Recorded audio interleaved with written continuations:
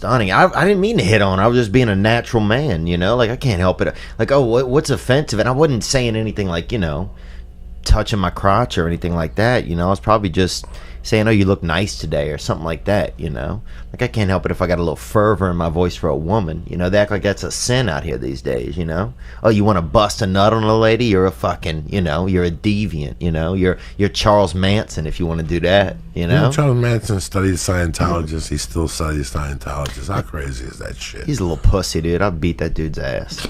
I swear to God. You let that dude out for 1 minute in a fucking used car lot, I'll beat that motherfucking dude's ass, bro.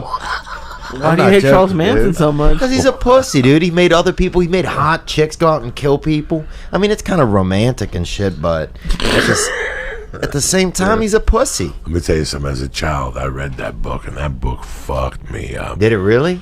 When I was about 13, after I got left back, it really fucked with me. Because I wasn't left back material. I had just gotten caught up in some fucking fantasy world. You know? But that teacher, Mr. Kingwell, who was a fucking prick. He left you back? Yeah, he left me back. No, I left myself back. I had summer school, but I went to summer school and I did the same fucking... If you have 3 misses in summer school, you're done. You're done. I fucking missed 3 classes over this chick because that's the only time I get together with her. You missed the first 3. Joey missed the first 3. I was in love, dog. I didn't give a fuck. That young love will get you. And I thought that my dog was going to just say, pass him to the 8th grade. Nah, they held me back. It was fucking brutal. It fucked with me. It fucked with everything I had. So Mr. Kingwall is part of every month you had to do a book report for him. The only problem was it was an oral book report. So he would take the book and dissect it. At that time, man, I was so pissed off at myself. Yeah. He was still my English teacher. Even though I got put in Mr. Barone's class. Who, Mr. Barone, I took him to the premiere of the grudge match. Wow. That's how tight I am with Barone. That's beautiful. No. Barone was tight. But here was the beauty of it. Me and Barone hated each other in the 7th grade. Like, he kept telling me in the hallways, you better not get left back because you're going to get me next year. It's going to be all over. And so that fucking last day of school, if you have to go to the 8th grade, you go to the 8th grade. If you have to go to summer school, they just put you in the other 7th grade class. So the whole fucking 8 hours, Barone kept busting my balls. It's going to be fun. You're sitting here all next year. I'm going to fail you again. You're going to be in the 7th grade till you're 90. Because you're going to be driving the other kids to school and shit. He would torment me. So he tormented me, dog, for like 4 or 5 hours. And on the way out of the classroom, I saw his keys were on the desk. I took his fucking car keys. And I walked home and I threw him in the fucking weed somewhere, some shit.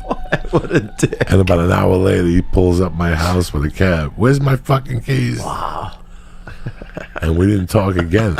And the next day, I got left back, and I was in his classroom. And he never mentioned it ever again. That's pretty cool of him. And after about 2 months, we became tight because I realized he was a good basketball player and shit. So, how did we end up talking about this shit? We had this dude, Mr. Larry. We had this black kid in our school, Mr. Larry. He got held back so long they just made him a janitor one time in middle school. He was there probably. I remember him being like, he could piss. His trick was he'd come in while you were peeing at the urinal and he'd piss over you into the urinal. And finally he was in 5th grade for so long they just made him a janitor. I mean, he's probably still, if that school's still open, he's probably still there. Can you imagine only being in the 5th grade and they pull you aside? Listen, we've been talking here. The staff has been talking. It's not going to work out for you. But lucky for you, we have an opening in the janitorial services department. What does that mean? Listen, we'll give you $1 for every $1. We'll match it so you can join the army when you're 30. I just love that. That probably means he was at least 16 or something. So that was, what, like 7 times going through the 5th grade? Let me tell you something. When I was a kid, if you were stupid... Really handsome, too. Listen, when I was a kid, if you were stupid, they pulled you aside when you were 16. Yeah. The teachers at school pull you aside and go, listen. Oh, my God. You're wasting your time here. When you get to high school, just sign out. Get a job as a mechanic. I swear to God, teachers were honest in the 70s. Well, that's a better way. Now they want everybody to push forward. Dude, I remember the first Wigger went to our school. I told you guys that before. The first Wigger, this kid, Brian St. Pierre, went to our school. And they'd never seen it before, and they thought he was mentally handicapped. They put him in, they made him eat the third lunch. The third lunch, the special lunch where those kids are in there, you know, they make some of their own food and then they eat it. You know, to make them have a talent. And and he was in there, dude, this wigger. So you'd have like, you know, you have like kids who were really had mental illnesses and, you know, everything, all the DS and everything. And then you'd have fucking Brian St. Pierre wearing a Charlotte Hornets pullover, dribbling an invisible basketball all day, bro. Just posting up mental kids in the lunch line, bro.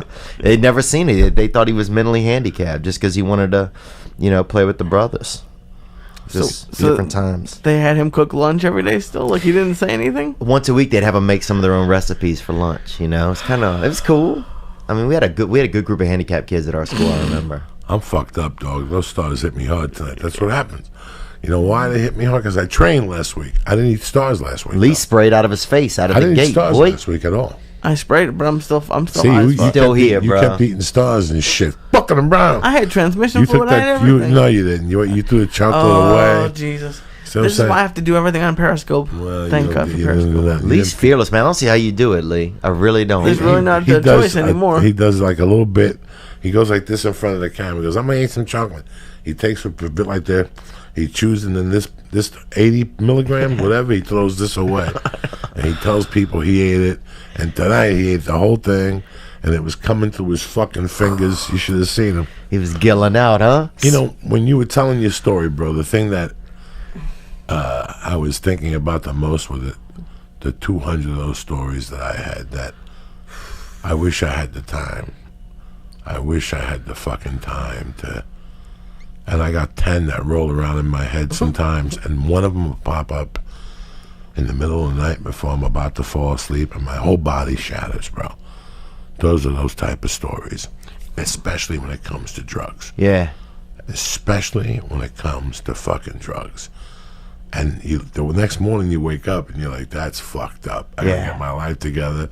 I gotta call somebody and shit. But, 10 days later it happens again. And, and then sometimes it's sex. Or sometimes it's crazy sex. You go to a girl's house and her sister and her stepfather in the room. Yeah. And everybody's banging and you're like, what the fuck am I a part of? I just want to watch the fucking Nick game. Well, wait. Is that a real scenario? Lee, you would be fucking surprised what you bump out into when you're out there. Yeah. Especially when I started to do comedy. You'd be surprised what I bump into. And I had you one night talking. My body was shaking. Yeah. My body was shaking, telling Lee, just triple tours, just Boulder, just, I thought life was a certain way when I lived in New Jersey. Oh, yeah. We're going in like fucking Marines, you understand me? Welcome to church, motherfucker.